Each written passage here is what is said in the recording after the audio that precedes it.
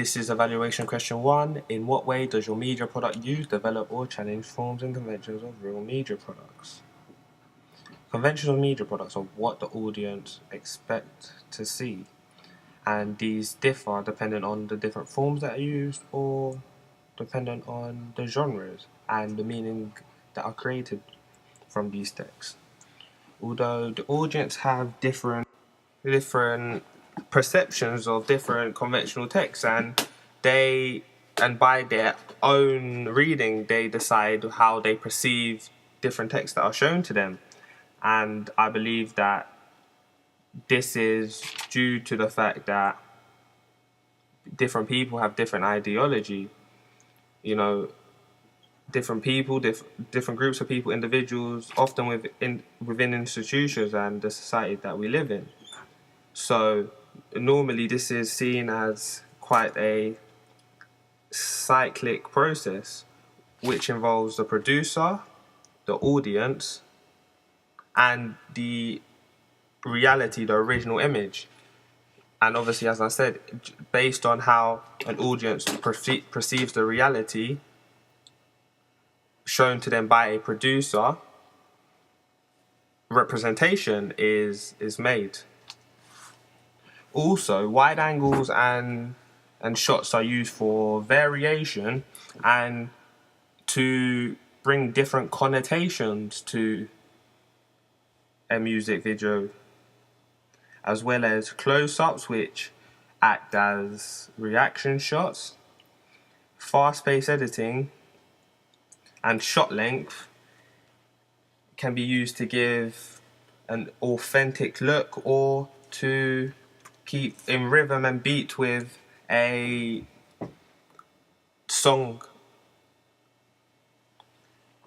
Furthermore, Andrew Goodwin's theory states that there is a performance-based, narrative-based, and a concept-based type of music video. Obviously, a narrative-based is a music video with a storyline. A performance-based is a music video which shows the performer performing, the artist performing, or there's a concept-based, which is literally any random idea which is created by either the artist or the director.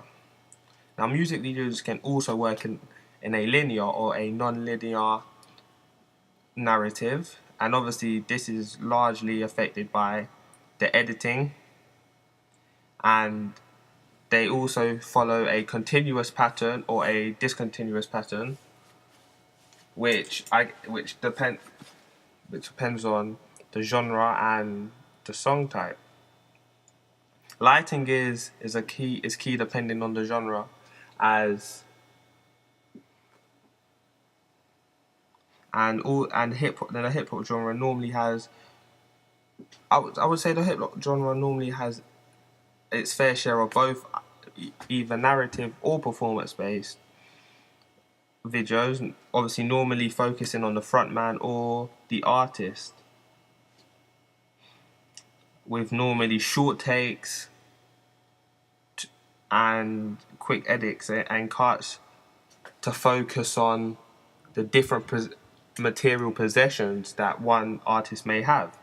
And especially in the hip hop genre, the male gaze is possibly an overused form, whether involving half-naked women or half-waking or gyrating women within their videos. Black and white can often be used to signify flashbacks, and in J. Cole's videos, they are normally narrative-based. However, they do not focus heavily on establishing a thematic relationship between the lyrics and the video, such as in the song She Knows, which involves a storyline. However, it's not implicitly, as I said, related to the actual lyrics of the song. And J. Cole is an artist who seems to believe in the extraordinary in the ordinary. Songs like Lost Ones, which look at a whole load of personal and domestic issues, is just one of the songs he has, which aren't just about how much money you have or the cars you drive.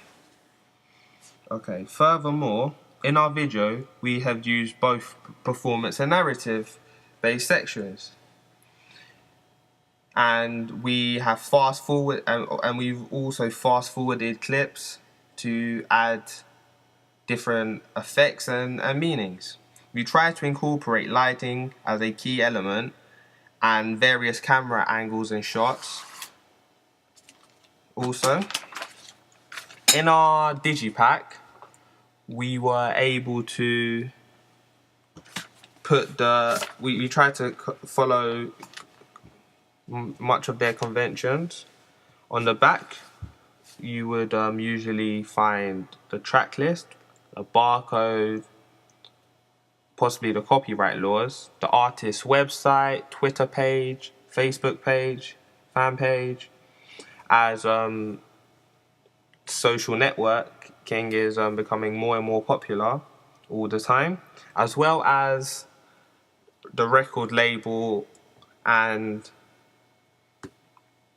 also inside there is normally a small handout with either images of possibly the music video. Also, you could find 2 CDs, one which involves the actual tracks, obviously, and another which shows a behind the scenes look at what has happened. Some front panels also have a sticker which displays above it, on it, a information including who is featured on the track or the album. And most front panels have bright, bold, inviting colours to attract attention from onlookers. And the spine has normally the artist name and record label, as well as obviously the track title. Hip-hop covers always seem to be similar always have similarity between the front panel and the back panel. And also the inside panels as well all seem to have the same look about them. Furthermore, conventions we've used to include were the name of the artist on the front and the back and the front and the back panels being similar in theme, although visually not similar, as we try to create a difference between them and use our artistic nouns. Within our digipack, within our panels, we have tour dates, booklets, and the most influential or the most meaningful lyrics also.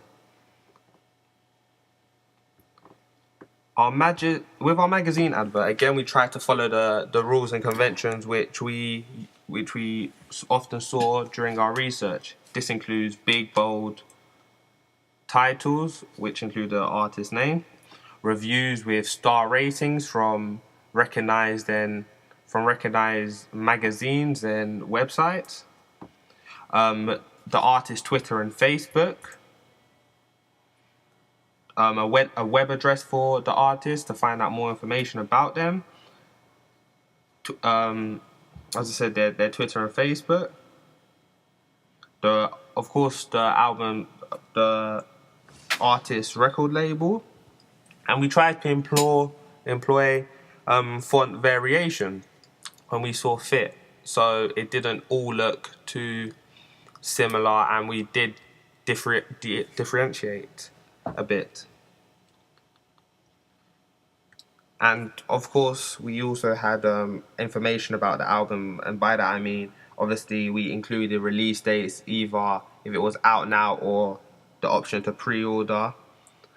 And a main thing we used was iconographic images, which you would see link all of our products together.